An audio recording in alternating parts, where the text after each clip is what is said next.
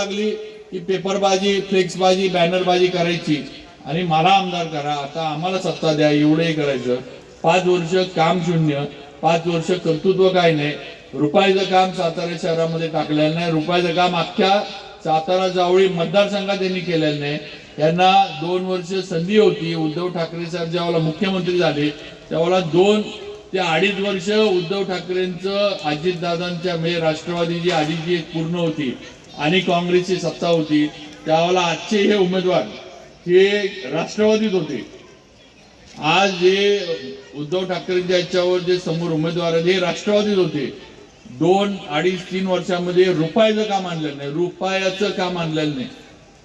मी तुम्हाला चॅलेंज देतो, मग तुम्ही मला यांनी आणलेलं 5 वर्षातलं एक काम दाखवा, मी सांगाल ती पैसे हारायचं आहे. रुपयाचं काम सातारसाठी आणलेलं नाही, हे आपण सगळ्यांनी लक्षात घेतलं पाहिजे. आणि म्हणून माझी आपल्याला विनंती आहे की असल्या लोकांच्या मागं जाणार नाही तुम्ही. पण हे उद्या आपल्या पुढे येणार, काहीतरी सांगायचा प्रयत्न करणार, भाजप बद्दल काहीतरी किंवा मन कलुषित करण्याचा प्रयत्न करणार, ज्याला आपण बुद्धिभेद म्हणतो तो करण्याचा प्रयत्न करणार. पण ह्यांची खरी चाल जी आहे ती आपण ओळखली पाहिजे. हे फक्त सत्तेसाठी इथं आहेत, ह्यांना फक्त पद पाहिजे.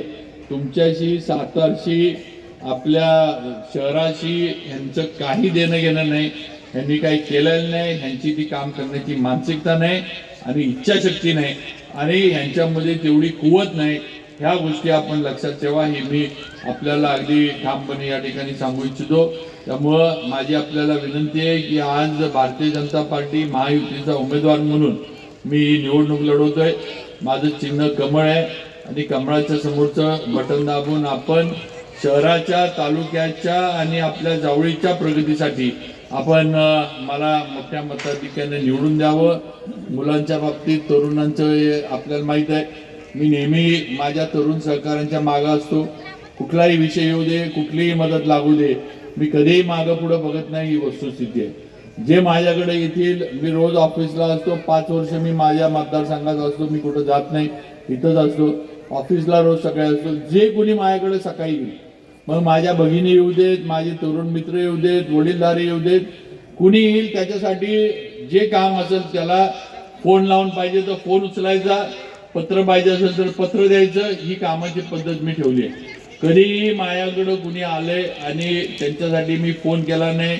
हॉस्पिटलची बिलं कमी करून द्या, हॉस्पिटलमध्ये ॲडमिट करा, मुख्यमंत्री निधीतनं मदत मिळवून द्या, वॉर्डातलं काम असू दे, कधी कधी मुलांचे विषय ॲडमिशनचे असतात, कॉलेजचे ॲडमिशन सुरू झाले की कॉलेजचे ॲडमिशन चालू होतात, कधी पोलीस स्टेशनचे विषय असतात. शेवटी पोरं आहेत म्हणल्यावर कुठं ना कुठं काहीतरी होतं. पोलीस स्टेशनचे विषय कधी कधी येतात. मागं आपल्या शहरामध्ये काही झालं तरी साताऱ्यामध्ये कधीही अप्रिय घटना घडलेली नाही. ही वस्तुस्थिती आहे. कारण इथं राजकीय नेतृत्व ज्यांनी केली त्यांनी कधीही असल्या गोष्टीला थारा दिला नाही, हे लक्षात घ्या.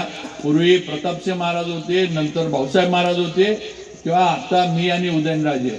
कधीही जातीय जे काही भांडणं असतील असल्या गोष्टीला कधी आम्ही राजकीय प्रोटेक्शन दिलं नाही. जे चुकीचं आहे त्याला चुकीचंच म्हटलं आणि ते त्यावेळेला थांबलं पाहिजे, ही भूमिका आम्ही घेतली. ही वस्तुस्थिती आहे, हे लक्षात ठेवा. परवाचं पण प्रकरण जे माचीचं झालं त्यामध्ये सगळ्या गोष्टींचा विचार करून आपण मतदान करा. आज भारतीय जनता पार्टी, आज देवेंद्रजी फडणवीस आमचे नेते आहेत. मी 5 वर्ष त्यांच्याबरोबर काम केलंय. एक तर तसं पहिलं माझ्यापेक्षा ते वयानं 2-3 वर्षानं लहान आहे. लहान जरी असले तरी महाराष्ट्रामधलं एक, पूर्वी आपण बघायचो वसंतदादा पाटील, यशवंतराव चव्हाण साहेब, तुमचे विलासराव देशमुख, असे मोठे मोठे नेते होते काँग्रेसमध्ये, ज्यांना संपूर्ण महाराष्ट्राची जाण होती. सातारला जरी आले तरी आपल्याला वाटायचं वसंतदादा आपलेच आहेत. ते नागपूरला गेले तरी तिथं वाटायचं आपलेच आहेत. किंवा विलासराव देशमुख मुख्यमंत्री झाले, विलासराव देशमुख कुठं जरी गेले, कोकणात जरी गेले तरी कोकणातल्या लोकांना वाटायचं की आपलाच माणूस आहे. पण आता अशी नेतृत्व राहिली नाहीत. मी बोलतोय याचा तुम्ही विचार करा. अशी नेतृत्व महाराष्ट्रात राहिली नाही. आज उद्धव ठाकरे साहेबांचं नेतृत्व असं आहे जे संपूर्ण महाराष्ट्राला वाटतं की हा माणूस आपल्यासाठी काहीतरी करू शकतो, ह्या माणसानं आपल्यासाठी काहीतरी केलंय. ही जाणीव त्यांना बघितल्यानंतर होती. त्यांच्या जातीवर टीका होती की ते ब्राह्मण आहेत आणि म्हणून ते ब्राह्मण असल्यामुळं मराठ्यांचा दुस्वास करतील, मराठ्यांना दाबण्याचा प्रयत्न करतील, हे करतील ते करतील. पण मी 5 वर्ष त्यांच्याबरोबर काम केलं, मी जवळनं बघितले. एकदा सुद्धा मला कधीही असं म्हणजे किंचित पण कधी जाणवलं नाही की कुठंतरी याला कुठल्याही विषयाला जातीवादाची किनार त्यांनी दिली असं कधीही नाही. या सातारा जावळी आणि सातारा शहराच्या विकासामध्ये हे पूर्णपणे सहकार्य करण्याची भूमिका देवेंद्रजींनी घेतली हे आपण लक्षात ठेवा. त्यामुळे हे अतिशय प्रभावी असणारं आपलं नेतृत्व आहे. त्यांच्या मागे उभा राहणं ही आपली काळाची गरज आहे. साताऱ्याला जर आपल्याला प्रगतीच्या मार्गावर न्यायचं असेल, सातारा शहर जर आपलं अजून मोठं करायचं असेल, आज आपण कॉन्क्रीटचे रोड चालू केले, शाहू रुपये आज तुम्ही शाहू स्टेडियमच्या इथं जावा. भारतीय जनता पार्टीनं जो निधी दिला म्हणजे कोट्यावधीचा निधी या रस्त्यासाठी दिला का तर कासला येणाऱ्या पर्यटकांचा फायदा सातारला झाला पाहिजे, पर्यटक वाढले पाहिजेत, त्यासाठी या रस्त्याला एवढा निधी दिला. हा रस्ता आपण पूर्ण करून घेतला हे आपण सगळ्यांनी सातारकर म्हणून लक्षात ठेवलं पाहिजे. त्या एक एक विषयात असे सांगण्यासारखे भरपूर विषय आहेत. आज हद्दवाढ झाली, आज सातारची आज हद्दवाढ झाली, आज विलासपूर, शाहूनगर, पीरवाडी, शाहूपुरी हा सगळा भाग हद्दवाढीत आला. अनेक वर्ष जे हद्दवाढीचे होतं, हद्दवाढ झाली.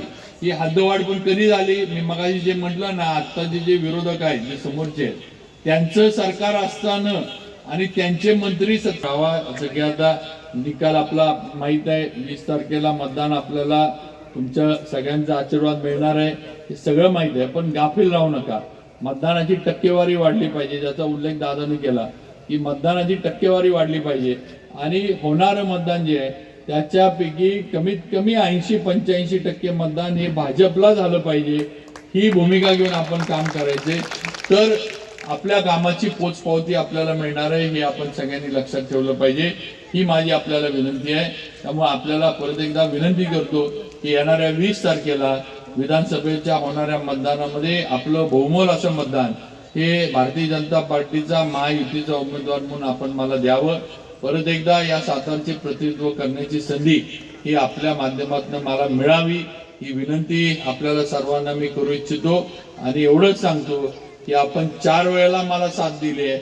माझे वडील भाऊसाहेब महाराज वारल्यानंतर मला ताकदीनं तुम्ही उभं केलं, मला विधानसभेमध्ये पाठवलं. मी 4 वेळेला आमदार म्हणून काम करत असताना चढत्या क्रमांकानंच मला सातारा